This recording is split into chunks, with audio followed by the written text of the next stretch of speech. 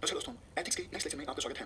आज हम डिस्कस करेंगे कॉर्पोरेट गवर्नेंस के बारे में। सबसे पहले हम कॉर्पोरेट गवर्नेंस का मतलब जानेंगे, उसके बाद सिस्टमैटिक ढंग से हम कॉर्पोरेट गवर्नेंस से जुड़े अलग-अलग एस्पेक्ट्स डिस्कस करेंगे, जैसे कॉर्पोरेट गवर्नेंस की कैरेक्टरिस्टिक्स क्या है, कॉर्पोरेट गवर्नेंस की आवश्यकता क्यों है, कॉर्पोरेट गवर्नेंस में इश्यूज क्या हैं, ये सारे एस्पेक्ट्स हम एक-एक करके डिस्कस करते जाएंगे। लेकिन सबसे पहले बात करते हैं कॉर्पोरेट गवर्नेंस का मतलब क्या है। कॉर्पोरेट गवर्नेंस का देखो सिंपल मतलब ये है, it is the combination of rules, processes और laws by which businesses are operated, regulated और कंट्रोल्ड। सिंपल सा एग्जांपल देके आपको समझाता हूं। इन्फोसिस कंपनी है, देखो इन्फोसिस कंपनी को चलाने के लिए जो भी रूल्स हैं, प्रोसेसेस हैं या फिर लॉज हैं, जिनकी सहायता से इन्फोसिस कंपनी को ऑपरेट किया जाता है, रेगुलेट किया जाता है या फिर कंट्रोल किया जाता है, ये कॉर्पोरेट गवर्नेंस है। मतलब कॉर्पोरेट गवर्नेंस डील करता है standards of governance in business sector से। अब देखो बिजनेस तो प्राइवेट कंपनी भी कर सकती है और सरकारी कंपनी भी कर सकती है, जैसे सेल, गेल, ये गवर्नमेंट कंपनीज हैं, ये पब्लिक कंपनीज हैं, ये भी तो बिजनेस कर रही है ना। तो इसका मतलब ये है वो सारी कंपनीज जो बिजनेस करती हैं, चाहे वो पब्लिक एंटरप्राइजेस हो या फिर प्राइवेट एंटरप्राइजेस हो, कॉर्पोरेट गवर्नेंस इन सब कंपनीज में गवर्नेंस के स्टैंडर्ड से डील करता है। कॉर्पोरेट गवर्नेंस का मकसद देखो ये होता है कि कंपनी को इस प्रकार से रन किया जाए कि जिसमें सभी स्टेक होल्डर्स का पार्टिसिपेशन हो। मतलब कंपनी का रन करने में किसी एक या दो पर्सन की या फिर कुछ पर्सन की मनमानी ना हो, कंपनी कुछ पर्सन की विम्स एंड फैंसीज के हिसाब से ना चलाई जाए। जो भी स्टेक होल्डर्स हैं, आप बताइए कंपनी की गवर्नेंस में स्टेक होल्डर्स कौन कौन होते हैं या फिर कंपनी की गवर्नेंस में कौन स्टेक होल्डर्स होते हैं।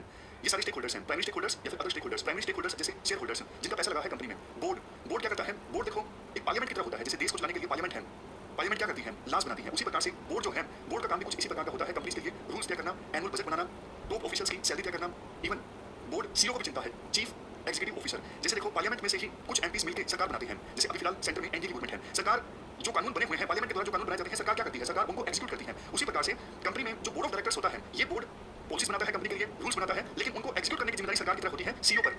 आप ये वाला हायरार्की में देख लीजिए, बोर्ड ऑफ डायरेक्टर्स काम देता है सीईओ को, सीईओ के नीचे ये सब काम करते हैं, chief operating officer, chief financial officer, chief marketing officer. मतलब कुछ कंपनीज में अलग भी स्ट्रक्चर हो सकता है, ऐसा कुछ नहीं कि हर कंपनी में सेम स्ट्रक्चर होता है। जो ऑडिट कमेटी है, जो कंपनी की ट्रांजैक्शंस को, फाइनेंसेस को ऑडिट करती है, वो रिपोर्ट करती है बोर्ड ऑफ डायरेक्टर्स को। अब एक चीज यहाँ पे मैं आपको बताऊंगा, कैसे आगे आनी है। बोर्ड ऑफ डायरेक्टर्स का एक चेयरमैन होता है, काफी बार ये होता है बोर्ड ऑफ डायरेक्टर्स का जो चेयरमैन होता है और सीईओ दोनों सेम ही पर्सन होते हैं, जिन्होंने कंपनी को एस्टैब्लिश किया था शुरुआत में। कई बार चेयरमैन भी वही होता है बोर्ड का और सीईओ भी वही होता है, लेकिन ऐसा होना नहीं चाहिए। क्यों? देखो सिंपल सा एग्जांपल है, फिर से कोरिलेट कीजिए। मान अभी पार्लियामेंट क्या करती है, पार्लियामेंट देखो सरकार की अकाउंटेबिलिटी को फिक्स करने का काम करती है। अभी एनडीए की गवर्नमेंट कैसा काम कर रही है, एनडीए की गवर्नमेंट से क्वेश्चंस पूछे जाते हैं पार्लियामेंट में। तो अगर पार्लियामेंट का chairman for example speaker same person होगा और जो स्पीकर होगा वही पीएम होगा, तो क्या कंफ्लिक्ट ऑफ इंटरेस्ट जो है वो वायलेट नहीं होगा? बिल्कुल कंफ्लिक्ट ऑफ इंटरेस्ट वायलेट हो जाएगा। अगर स्पीकर और पीएम सेम ही पर्सन होंगे तो पार्लियामेंट में सरकार से क्वेश्चंस नहीं पूछे जाएंगे। उसी प्रकार से बोर्ड ऑफ डायरेक्टर का चेयरमैन और सीईओ अगर सेम ही पर्सन होंगे तो फिर बोर्ड सीईओ की अकाउंटेबिलिटी नहीं फिक्स कर सकेगा ढंग से। तो इसीलिए बोला जाता है कि बोर्ड ऑफ डायरेक्टर्स का चेयरमैन और सीईओ कभी सेम पर्सन नहीं होने चाहिए, क्योंकि कंफ्लिक्ट ऑफ इंटरेस्ट होता है, फिर बोर्ड अच्छे से काम नहीं कर पाता, बोर्ड सीईओ की फिर अकाउंटेबिलिटी फिक्स नहीं कर पाता। तो ये सारे ऑब्जेक्टिव है कॉर्पोरेट गवर्नेंस के, कंपनी को इस प्रकार से रन किया जाए कि अकाउंटेबिलिटी फिक्स हो, जो पर्सन डिसीजन ले रही है। इसके अलावा कंपनी की गवर्नेंस में ट्रांसपेरेंसी होनी चाहिए। कंपनी को इस प्रकार से रन किया जाए कि सभी स्टेक होल्डर्स का पार्टिसिपेशन हो कंपनी की गवर्नेंस में और डिसीजन ऐसे लिए जाए जिसके सभी का इंटरेस्ट सर्व हो। मतलब सभी स्टेक होल्डर्स, जो भी स्टेक होल्डर्स हैं कंपनी की गवर्नेंस में, जैसे share holders, board, executive management और दूसरे स्टेक होल्डर्स जैसे managers, employees, customer, supplier, community, government, financial markets, environmentalist, ये सब भी डायरेक्ट इनडायरेक्ट स्टेक होल्डर्स हैं। तो इन सबका इंटरेस्ट सर्व हो, इस प्रकार से कंपनी को रन किया जाना चाहिए। अगर कैरेक्टरिस्टिक्स की बात करें तो ये सबसे पहला ये कैरेक्टरिस्टिक्स है कि अकाउंटेबिलिटी एंड ट्रांसपेरेंसी इंश्योर करना कंपनी की गवर्नेंस में ये मकसद है कॉर्पोरेट गवर्नेंस का। और कुछ स्ट्रक्चरल मैकेनिज्म्स जैसा कि अभी हमने डिस्कस किया कि सीईओ और चेयरपर्सन दोनों सेम पर्सन नहीं होने चाहिए। बोर्ड ऑफ डायरेक्टर्स पावरफुल होना चाहिए डिसीजन लेने के लिए। काफी बार देखो होता क्या है कि बोर्ड ऑफ डायरेक्टर का जो चेयरमैन होता है वो कंपनी का फाउंडर होता है, तो उसी के बंदे होते हैं बोर्ड में, और बोर्ड सिर्फ नाम का होता है, और जो बोर्ड का चेयरमैन होता है सारे डिसीजंस वो लेता है अपनी मर्जी से। इसीलिए प्रोविजन किया गया था 2013 के कंपनी एक्ट में कि कम से कम एक तिहाई जो डायरेक्टर हो बोर्ड ऑफ डायरेक्टर में वो इंडिपेंडेंट होने चाहिए, जो निडर होकर निर्भीकता से अपनी ओपिनियन रख सके बोर्ड में। ऐसा नहीं कि पूरा जो बोर्ड है वो सिर्फ चेयरमैन के कहे काम कर रहा है, सिर्फ रबर स्टैंप की तरह काम कर रहा है, ऐसा नहीं होना चाहिए। इसलिए यहाँ पे नीचे बोला गया है कि इंडिपेंडेंट डायरेक्टर का जो प्रावधान किया गया है कंपनीज एक्ट 2013 में, तो बोर्ड में जो इंडिपेंडेंट डायरेक्टर्स हैं वो वास्तव में इंडिपेंडेंट होने चाहिए, सिर्फ नाम के इंडिपेंडेंट नहीं होने चाहिए। अगर वो इंडिपेंडेंट होंगे तभी तो वो गलतियां निकाल सकेंगे कि सीईओ के द्वारा जो काम किया जा रहा है वो गलत है, तभी तो वो अपनी बात रख सकेंगे, और कंपनी में अगर कोई धांधलीबाजी हो रही है उसको एड्रेस कर सकेंगे, उसका विरोध कर सकेंगे। नेक्स्ट पॉइंट, कंपनी के द्वारा फाइनेंशियल डिस्क्लोजर किया जाए समय समय पे सारा कुछ। मतलब वैसे तो कंपनी को बताना ही होता है सेबी वगैरह को, और भी काफी सारी चीजों को कंप्लाई करना होता है कंपनी को, तो ये सारी चीजें कंपनी के द्वारा डिस्क्लोज की जाए ताकि ट्रांसपेरेंसी मेंटेन रहे कंपनी की गवर्नेंस में। नेक्स्ट पॉइंट, अकाउंटेबिलिटी और ऑडिटिंग के कुछ जो स्टैंडर्ड्स होते हैं उनका पालन करना चाहिए कंपनी को। इसके बाद और भी कुछ पॉइंट्स हैं, जैसे देखो सिर्फ प्रॉफिट किसी भी कंपनी का एम नहीं होना चाहिए, कंपनी का एम होना चाहिए ओवरऑल सोसाइटी का वेलफेयर। कॉर्पोरेट सोशल रिस्पांसिबिलिटी का जो कंसेप्ट है वो अब फॉर्मलाइज हो चुका है 2013 के कंपनीज एक्ट के आने के बाद। मतलब अब वो कंपनीज जिनको एक थ्रेशोल्ड से ज्यादा प्रॉफिट होता है उनको अपने पिछले 3 साल के एवरेज प्रॉफिट का 2% जो है वो समाज के लिए खर्च करना पड़ता है। निश्चित रूप से वही कंसेप्ट है ये corporate social responsibility. Next point, देखो कंपनी को एफिशिएंट रहने के लिए ऐसा नहीं कि डिसऑनेस्टी, झूठ, इन सब चीजों का इस्तेमाल करें। कंपनी को एफिशिएंट रहने के लिए ऑनेस्टी जैसे प्रिंसिपल्स का इस्तेमाल करना चाहिए, और कंपनी के लिए प्रॉफिट के बजाय वैल्यूज ज्यादा बड़ा गोल होना चाहिए। जैसे देखो टाटा का जो ग्रुप है इस चीज के लिए फेमस है कि टाटा अपनी वैल्यूज के साथ कॉम्प्रोमाइज नहीं करता है। कुछ में पहले खबर निकल के आई थी कि एयरलाइंस को स्टार्ट करने के लिए कुछ ऑफिसर्स ने टाटा ग्रुप से रिश्वत मांगी थी, बट टाटा ग्रुप ने रिश्वत देने से इनकार कर दिया था। उन्होंने कहा था कि बेशक हमें इंतजार करना पड़े या फिर ना ही प्रोजेक्ट स्टार्ट करना पड़े, लेकिन हम रिश्वत नहीं देंगे, वैल्यूज के साथ हम कॉम्प्रोमाइज नहीं करेंगे, ऐसी खबर निकल के आई थी। अब देखो नेक्स्ट एस्पेक्ट ये निकल के आता है कि कॉर्पोरेट गवर्नेंस की आवश्यकता क्यों है, क्यों आवश्यकता है कॉर्पोरेट गवर्नेंस की, या फिर कॉर्पोरेट गवर्नेंस के फायदे क्या हैं। मतलब दोनों चीजों को आप इंटरलेट कर सकते हो।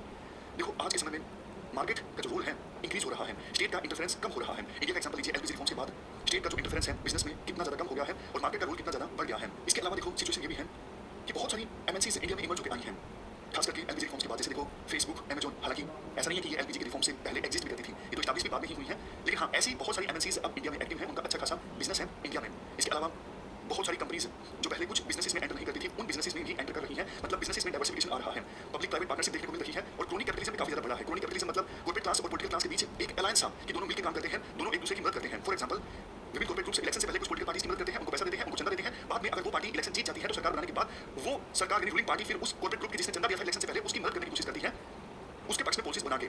तो क्रोनी कैपिटलिज्म भी काफी देखने को मिलता है। तो ये सिचुएशन की हमने बात की कि ऐसी सिचुएशन है आज के समय में, इसलिए कॉर्पोरेट गवर्नेंस की जो आवश्यकता है वो और भी ज्यादा बढ़ जाती है।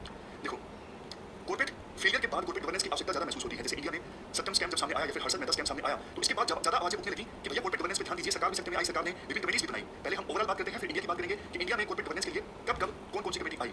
देखो 1990s में यूएसए में काफी करप्शन स्कैंडल्स इमर्ज होकर आए थे कंपनीज में, तो उसके बाद यूके की सरकार के द्वारा एक कमेटी गठित की गई थी सर एड्रियन कैडबरी की अध्यक्षता में।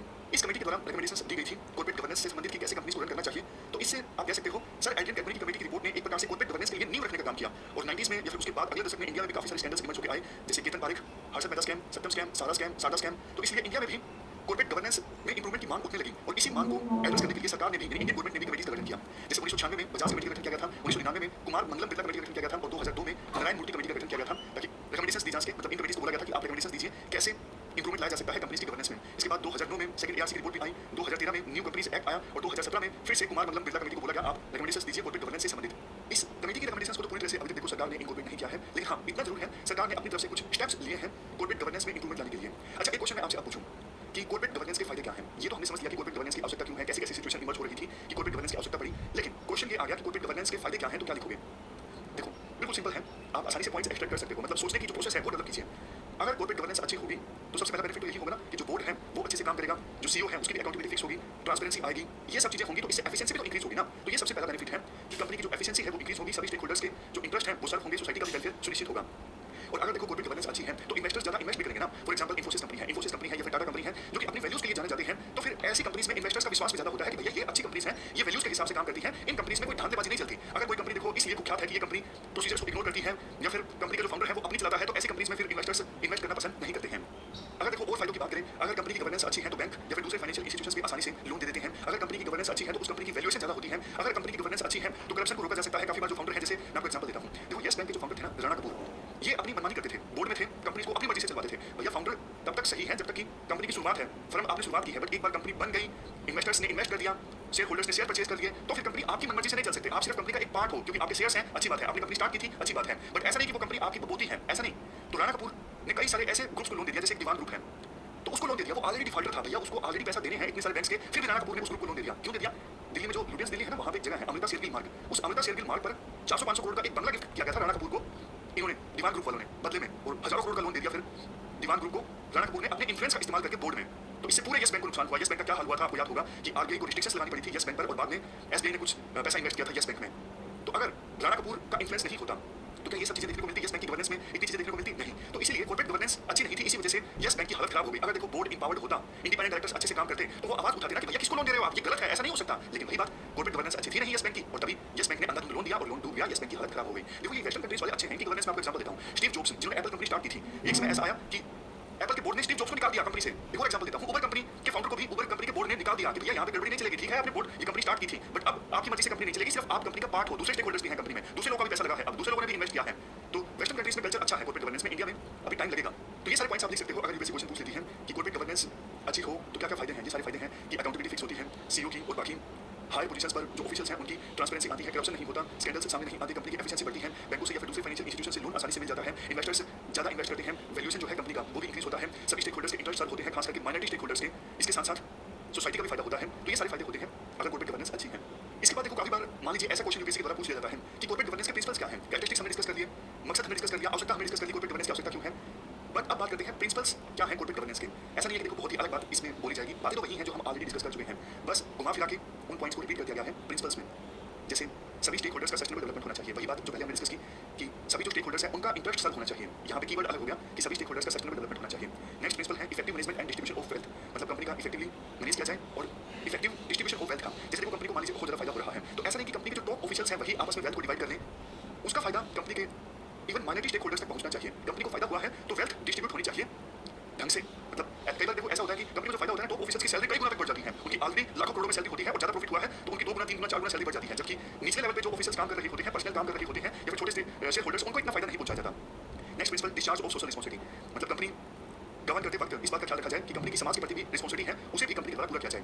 नेक्स्ट, बेस्ट मैनेजमेंट प्रैक्टिसेस का इस्तेमाल किया जाए कंपनी गवर्नेंस में, और जो लॉ है फॉर एग्जांपल कंपनीज एक्ट 2013, इसका पालन होना चाहिए लेटर एंड स्पिरिट पर, सिर्फ नाम के लिए नहीं। जैसा हमने डिस्कस किया कि कंपनीज एक्ट 2013 में प्रोविजन है कि इंडिपेंडेंट डायरेक्टर्स होने चाहिए बोर्ड में, लेकिन प्रैक्टिकली क्या ऐसा होता है? आंसर है नो। इवन प्रोविजन होने के बावजूद जो इंडिपेंडेंट डायरेक्टर्स हैं वो इंडिपेंडेंट होकर काम करते नहीं हैं। Next, adherence to ethical standards, यानी कंपनी की गवर्नेंस में यानी कॉर्पोरेट गवर्नेंस में एथिकल स्टैंडर्ड्स का पालन किया जाए। तो ये प्रिंसिपल्स हैं कॉर्पोरेट गवर्नेंस के। कॉर्पोरेट गवर्नेंस की इस डिस्कशन को आज हम यही स्टॉप करते हैं, कल इस टॉपिक को हम कंप्लीट कर देंगे कॉर्पोरेट गवर्नेंस। फिलहाल इस डिस्कशन में इतना ही है। Thank you very much for discussion. नमस्कार दोस्तों, एथिक्स के नेक्स्ट लेक्चर में आपका स्वागत है। पिछले लेक्चर में हम कॉर्पोरेट गवर्नेंस के बारे में डिस्कस कर रहे थे, तो इस लेक्चर में हम कॉर्पोरेट गवर्नेंस का जो बचा हुआ टॉपिक है उसे कंप्लीट करते हैं। सबसे पहले हम शुरुआत करते हैं अभी तक सरकार की तरफ से क्या क्या स्टेप्स लिए गए हैं। स्टेप्स में देखो सभी चीज़ें आ जाती हैं। अगर सरकार ने कोई कमेटी गठित की है या फिर सरकार कोई एक्ट लेके आई है या फिर सरकार ने कोई बॉडी स्टैब्लिश की है, सब कुछ आ जाता है स्टेप्स में जो सरकार ने लिए हैं कॉर्पोरेट गवर्नेंस को इंप्रूव करने के लिए। आजादी के बाद देखो सबसे पहले 1956 में एक एक्ट आया था, द कंपनीज एक्ट 1956। देश के सभी लिस्टेड